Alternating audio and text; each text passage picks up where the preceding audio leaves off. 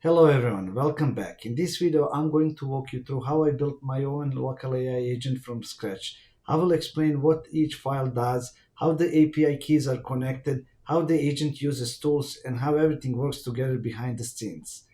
By the end of this video, you will understand exactly how this AI agent is built and how you can create one yourself. So let's start. Before I run AI model, I will show you how I created AI agent, what's inside, and how everything works together.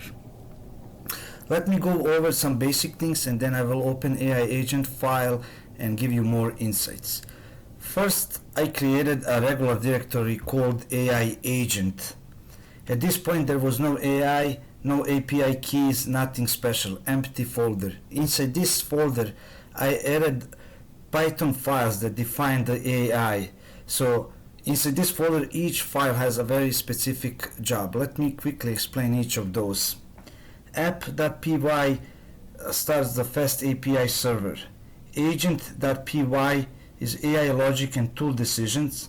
Then we have tools, calculator, DNS, CVE, search tools, and we have schemas.py, which is structured input-output.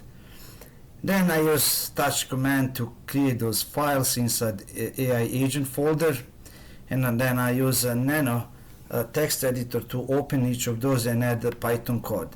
So this Python code here is for app.py. This file turns our AI agent into a web service using FastAPI. It creates a local server that accepts messages and returns AI responses over HTTP. So then the server defines what input it expects and what output it returns. So all requests are validated automatically. When a message is sent to the chat endpoint, it is passed to the agent logic, which decides how to respond and whether to use tools.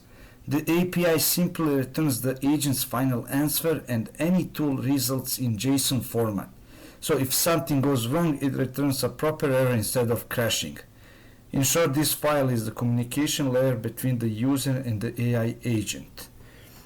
Next, I create requirements.txt.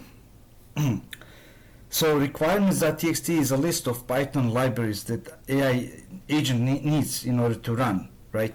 Then we have FastAPI, which is a modern Python web framework. It creates the chat API endpoint and it handles incoming requests and outgoing responses.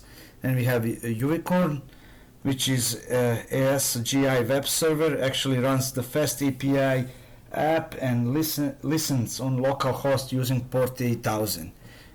We have then OpenAI, which is the official OpenAI Python client. It sends prompts to the OpenAI API and it receives AI responses. And finally, we have python.env, which is a utility for loading environment variables. So it reads the .env file and loads API keys securely into memory. In summary, FastAPI handles the API, Unicorn runs the server, OpenAI provides the intelligence, and Python.env securely loads my API keys. Then I tested this project locally to make sure everything is working before I made the zip file. So now let's talk about .env file. I will not open this file because I don't want to reveal my API keys, but I can quickly explain what's going on here. So the AI needs API keys to talk to external services. And actually I never hard-coded those into source code. Instead I use a separate file called .env. So what's going on inside this file? So it's one variable per line, plain text, not executables, and it's hidden file. So we have, so this file is private and should never be shared publicly, by the way. And so right here we have Open API key. This authenticates the AI with OpenAI's API. So basically it connects our AI agent to OpenAI model, which is GPT 4.1 mini. And then we have search engine Teveli, if I pronounce correctly. So basically this enables live web search. And then let me explain how the AI reads .env. So the .env file is also inside the AI agent file, the folder. So right here, so this reads the env file and loads all variables into the system environment. And this here, it says the key never appears in the code itself. So how this works? So basically right here, so user types AI command and then question, then FastAPI receives requests, then agent loads configuration from .env, and OpenAI API is called, and then tools are executed, and then final answer is returned. So in summary, the AI agent file contains all the logic and tools of my AI. The .env file stores private API keys and configurations, and at runtime the AI loads .env to securely connect everything together. So in real project, this file .env should never be included in the zip file like I did. It should stay local and private. But this is just a home lab, and it's just a small project for my video. Okay, so now we can open AI agent file and see what's inside. Let me quickly open the file. Okay, cd. Okay, as you can see, all those files with Python code. Here's a .env. Again, I will not open this, but let's talk about app.py and other files. So app.py is the entry point of our AI agent. So basically starts the FastAPI web server, like I mentioned before, listens for incoming requests and exposes the chat endpoint. Then we have agent.py, which contains the core intelligence logic, receives the user's message, sends it to the OpenAI API, decides whether to call a tool, and finally combines tool output into a final answer. And we have configuration.py is the basically configuration hub, so loads environment variables from .env, stores model name, API keys, limits, and it basically centralized settings in one place. And then we have schemas.py, which defines what valid input and output look like. So validates incoming requests, enforces consistent JSON responses, and prevents malformed data. And we have here tools right here, which is a directory containing real tools the AI can use, like calculator, DNS lookup, CV search, web search, and hash lookup. Let me just open this tools. Okay, yeah, you see we have 1, 2, 3, 4, 5, 6, 7. So we have 8 tools. So we will today run all those tools and see what kind of results we can get. And yeah, then we have again requirements.txt. I already explained this is a text file listing Python libraries needed to run the project. So again, allows quick environment setup, and requirements.txt is basically the shopping list. And you already know about this readme.md, which is documentation file, explains how to install and run the agent, describes features and usage. So basically that will be all. Then now I guess we can just actually let me close this, and we can run AI agent, and I can show you how it works. Let's go back to my notes. Okay, so the first thing we will do, we will run the server. Okay, so this basically is running the server, and then this is really important, this command here and this one here I will explain to you. Let me just type this in. I have to open new window. Okay, and let me run. What else? Yeah, this one, and then I can explain to you. So basically, this defines a shell function called AI, called AI, that sends our text to the local AI agent using Coral.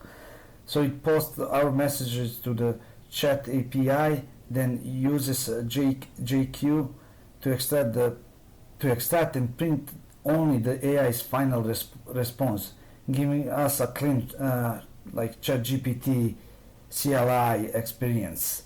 So JQ is a command line tool that reads JSON and lets us extract or format specific values from that. And this one here, source ZSHRC, makes the terminal to reread our settings so new commands work right away, basically. Okay, now we can start running those AI tools. This is just one example. So it has different commands. Let's see what happened here. So we have AI command, and then we have message. We're looking for recent open SSL CVEs, and then we have some math, and we have some question. And as you can see here, like we have some results. So we're getting CVEs, recent CVEs, and then we have some math. Here's 2 times 5 plus 3 equals 16. And the last question was, what MX records does example.com use? Here's the answer. Let's go back and run some specific commands like this one, calculator. Let's do some math. There we go. So we getting results for those questions. 4096 times 64 equal 262,144. Okay, let's run the next one. I will quickly run all of those. You can see I don't want to talk that too much. So here we have question, what MX records does, again the same question. Show TXT records for google.com, check SPF record for yahoo.com, DNS lookup cloudflare.com, resolve A and AAAA for openssl.org, and show NS records for mit.edu. There we go, we're getting those results. Okay, this one. Again, we have some questions. We have command AI and then the question, who owns example.com, who is lookup for kali.org. Example.com is owned by the Internet Assigned Numbers Authority. It was created on 1995, August 14, and its registration expires on 2026, August 13. The domain is reserved and managed by the IANA. Okay, it's really cool. Okay, let's look for some CVs. So now we're looking for recent OpenSSL CVs, high severity CVs for OpenSSH. Then we have some specific CV. Then Linux kernel vulnerabilities. So it says no high severity CVs currently reported for OpenSSH. Okay, we got our answers. Let's see what else. Oh yeah, we can use this one too. This is just a shortcut. It's much easier. Let me show you this one. It does the same thing as the previous one. Yep. Then we have hash malware lookup. This is just example I just made up. So we're checking this hash. We have hash lookup. Then we have the question, is this malware? Okay, yeah, it says not found in the check database because it's just example I made up. Okay, let's move on. We have web search using search engine. We're looking for current cyber attacks, latest ransomware campaigns, recent data breaches, Best Linux distribution for pen testing.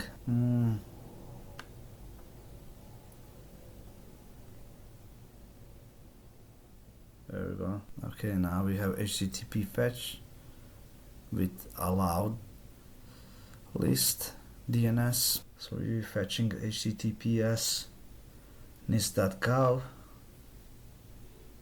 Download OpenSSL readme from GitHub. Okay, and this is local file search. This is also just an example, but you can use this. Search my documents for OpenSSL, find Kerberos references in my files, look in my notes for Apache configuration, search local documents for SSH hardening. No documents mentioning OpenSSL were found. I found references related to Kerberos, including how to figure out your Kerberos principle on Windows. Okay. Nice. What else? Okay, so it's just like mixed queries, different things. So I just want to show you that you can run different things at once, like kind of like I should show you the first example. You can ask the question, you can do some math, you can do some lookups. Okay, yeah, we're running here multiple things. And the last one, multi-step reasoning. Let's see what's going on here. Lookup hash and explain if it is malicious. Search recent ransomware attacks and summarize trends. Okay, I guess that's all for today. Thank you for watching, and I will see you in my next video.